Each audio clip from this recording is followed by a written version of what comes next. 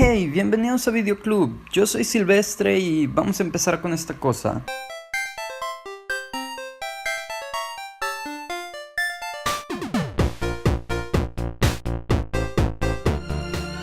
El día de hoy les voy a hablar de To The Bone.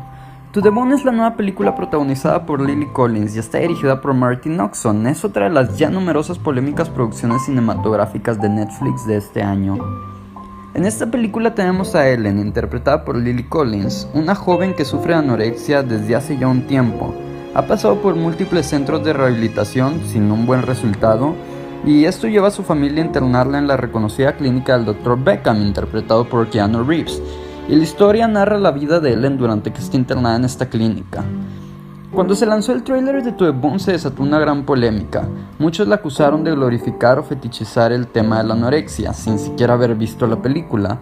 Y si hay personas que siguen acusándola de lo mismo, son personas que aún no han visto esta película, porque definitivamente este no es el caso. To The Bone narra la vida de una víctima de anorexia de una manera sumamente cruda y efectiva.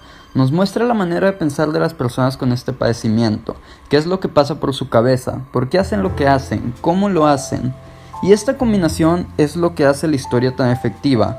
Al contarnos de dónde vienen todos estos personajes, el motivo de su problema, logramos comprenderlos y sentir simpatía por ellos. Y cuando digo de dónde vienen sus problemas, no me refiero a un aspecto de origen narrativo, un background, me refiero a la problemática mental de dónde viene su desorden alimenticio. Y la palabra simpatía también es clave. Simpatía se refiere a cuando sientes interés por un personaje, cuando te preocupas por él, quieres que las cosas le salgan bien y que su conflicto se resuelva de manera exitosa. Sin embargo, esto no quiere decir que empatices con la forma de pensar de los personajes. Durante todo el tiempo, como audiencia, estamos totalmente conscientes que la manera de pensar de los personajes es negativa y autodestructiva. Y aunque podamos comprender por qué piensan de esa manera, que es en parte lo que los hace simpáticos, no nos sentimos identificados con sus posturas. Hasta cierto punto no estamos de su lado, ciertamente no estamos a su favor en ese aspecto. Queremos verlo recuperarse, no apoyar sus elecciones y comportamientos. Algo que me gustó mucho de esta película es el diálogo. Los guionistas no se limitaron a la hora de escribir las líneas de los personajes. Ahora, hay que tener en cuenta que un personaje no es necesariamente una proyección del guionista o autor. Lo que un personaje diga o piense no es necesariamente alguna postura que el autor también sostenga. Y en muchas ocasiones los personajes de esta película dicen cosas políticamente incorrectas e incluso potencialmente ofensivas. Y esto hace a los personajes interesantes y algo más profundos. Personajes que son fácilmente percibidos como seres humanos, personas que se equivocan y a veces pueden decir cosas ofensivas e incorrectas. Y esto hace a su vez que la interacción entre los personajes de esta película sea muy interesante, porque tenemos personas muy distintas que piensan de manera diferente, pero al final del día todos están unidos por algo en común y todos están luchando una misma batalla. Ya que estamos hablando de los personajes, no creo que ninguno de los personajes de To The Bone esté escrito de manera floja, o casi ninguno. Todos son personajes diferentes, con su propia personalidad, incluso todos tienen su propio conflicto, además de su enfermedad y su propia motivación. Esto último es algo que se aprecia mucho, que todos los personajes se les haya dado sus propias problemáticas por enfrentar. Sin embargo, todos los personajes secundarios sirven exclusivamente para complementar la historia del protagonista y para facilitar el desarrollo de su arco. Ninguno de los personajes secundarios tiene su propio arco, ni podemos observar algún tipo de crecimiento o cambio significante en ellos al final de la historia. Y aunque esto no es algo obligado para un personaje secundario, sí es algo decepcionante en esta película, porque, como dije antes, la mayoría de los personajes de esta película son interesantes, con problemáticas interesantes que resolver, y sobre todo, son expuestos a numerosas situaciones ciertamente significantes. Quizás como audiencia no podemos esperar ver un arco en todos los personajes de una narrativa, pero cuando inicias algún subplot que involucra a ciertos personajes o los expones a situaciones comprometedoras que tienen cierto nivel de impacto en la audiencia, obviamente voy a querer ver en qué acabó esa historia o qué tipo de cambio o crecimiento experimentó el personaje después de dicha situación. En cuestión narrativa, esta película llega a ser algo problemática, y parte de esto es gracias a algo referente a lo que mencionaba ahorita.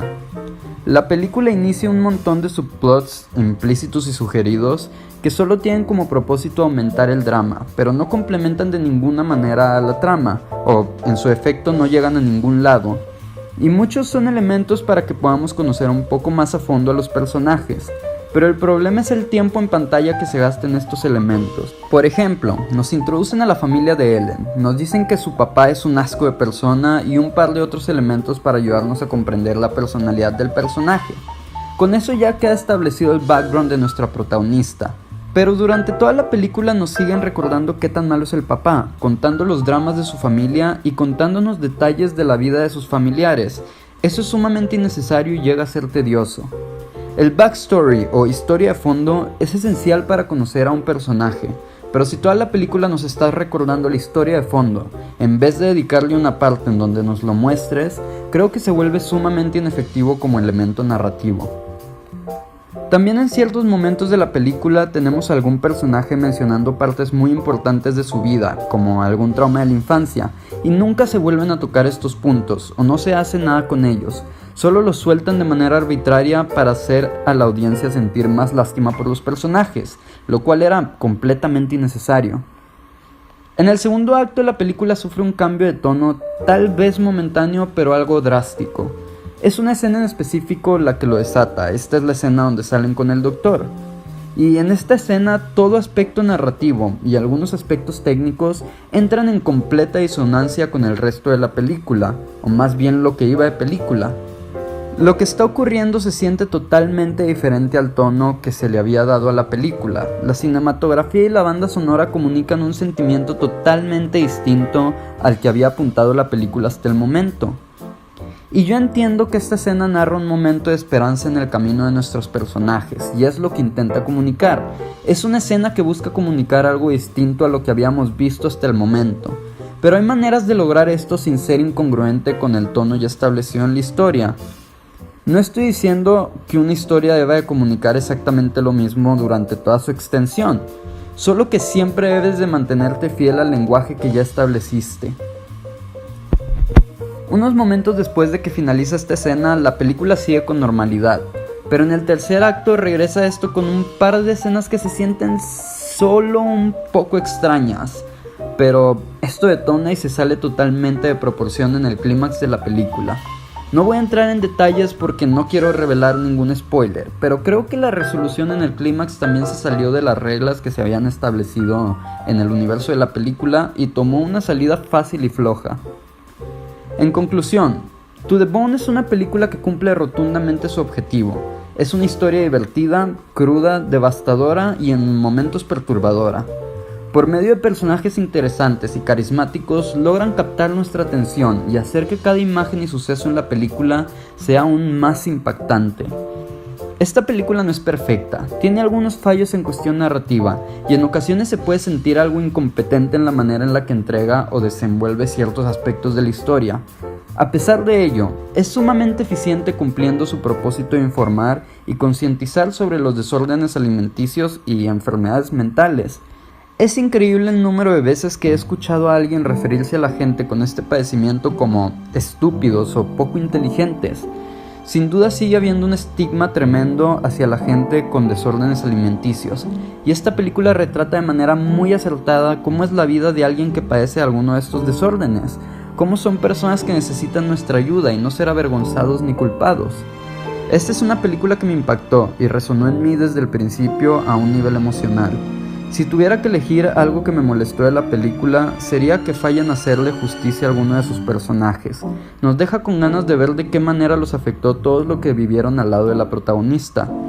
Pero incluso esta problemática que encontré en To the Bone viene en parte de un acierto, que fue crear personajes interesantes que resonaran en la audiencia.